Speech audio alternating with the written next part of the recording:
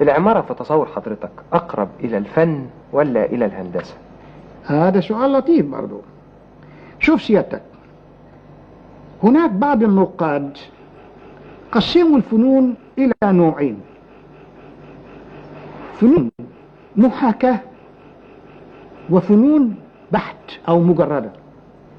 فنون المحاكاة هي التصوير والنحت. فنون البحت هي العمارة والموسيقى. وإذا كانت العمارة أيضا ليست لها مراجع إنسانية أو أجد فيها نفسي وتعبير فني، العمارة هتبقى مجرد هندسة إنشائية، زي الكوبري، زي الجراج، زي الحاجات دي. ومع ذلك الكباري بعض ساعات بيجملوها يا أخي.